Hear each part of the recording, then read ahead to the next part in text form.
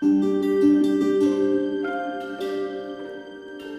wonder why I love to backpack so much. And I mean, for one thing, it's just obvious.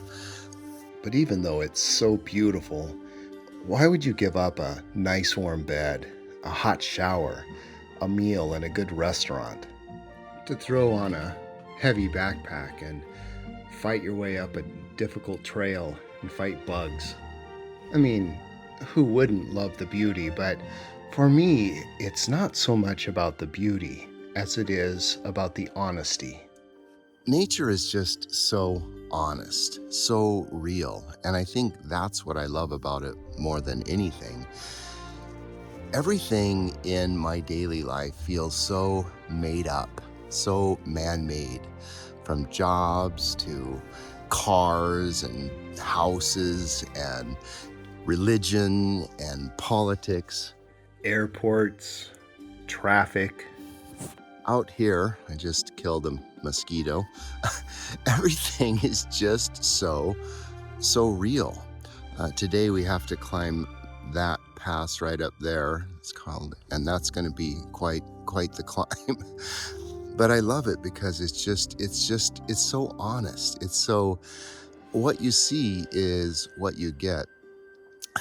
And I guess that's what facing up is about. Over my life, the stuff that I thought was solid and real turned out to be man-made. And for me, the big revelation was that my Christian faith, on which I built my life, although a beautiful story in some ways, an ugly story in others, was, well, it was man-made. And I realized that it was well, it, I guess, put it this way, it popped. And it turned out to be not substantial. And so, well, now what? Facing up is about facing up to what we really honestly perceive as humans and kind of letting go of the story. I like to say that as human beings, our superpower is that we tell stories. Our Achilles heel is that we believe them. Because our stories are a part of what it means to be human. It's not wrong to tell stories. It's just that we have a bad habit of really putting our trust in our stories and acting as if what we believe is reality, capital R. So when my story popped, I had to sort of rethink everything. And what I came down to is, like, I just need to pay attention to what I actually perceive. And not that what I perceive is the whole, or that I understand what I perceive, but just that what I perceive is what I get. It's what it means to be human. And so I gladly receive what I perceive and take that as my portion.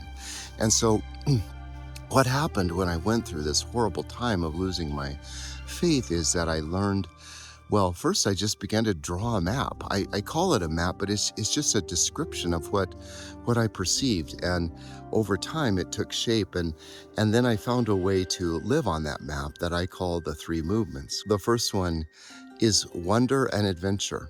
So I moved from faith to wonder and then set out on an adventure. One thing about backpack trips, they are always an adventure. I found myself going down the trail practicing the first movement with breathing exercise. As I inhaled, I would think, wonder. And as I exhaled, I would think, adventure, wonder, adventure, wonder, adventure. It's a great way to live. The second movement is acceptance and play. There are a lot of times on a backpack trip when it's just plain painful, from the blisters on your feet to my wobbly knees to being way too hot or too cold. I'm making this sound so fun, haven't I? But again, it's all so real.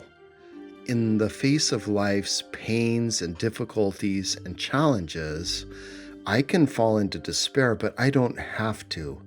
I can choose acceptance and play. I can poke fun. I don't ask if I'm having fun. I make it fun.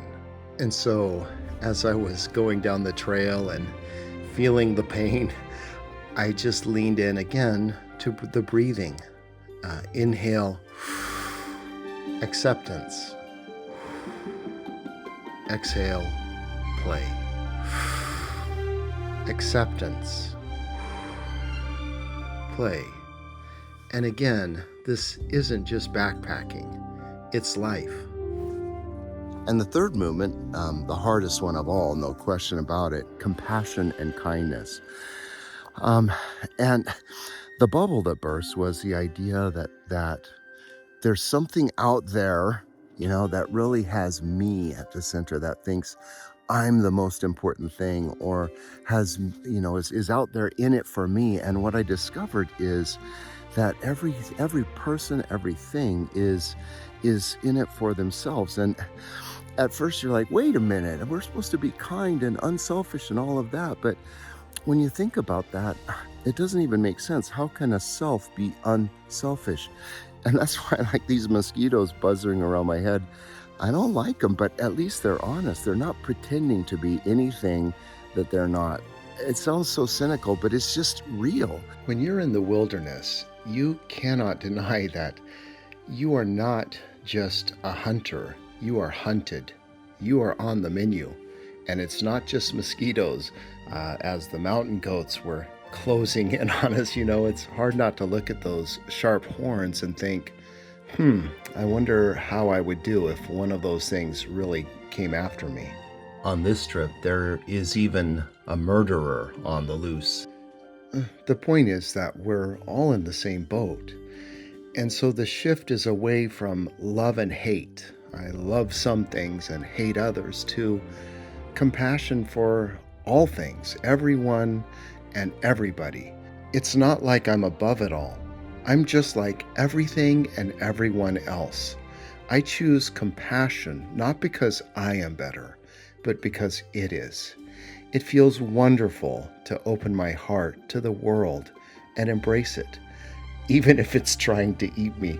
And so, as I walked along the trail, I practiced breathing. Compassion, kindness, compassion,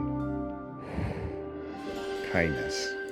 So, backpacking for me is more than just about getting away to see something beautiful. You can drive to places and see something beautiful. Backpacking for me is about getting real. It's about facing the world as it really is.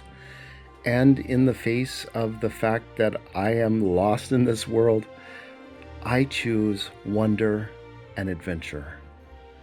In the face of the fact that there's a longing in me that can't be satisfied, I choose acceptance and play. And in spite of the fact that this world seems to be built on predation, I choose compassion and kindness. And those are the three movements. And for me, it's very real.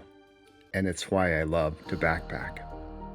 Not that I understand everything. In fact, I don't, but I do believe that as a human, that what I perceive and what I take in is incredible, and it is our portion.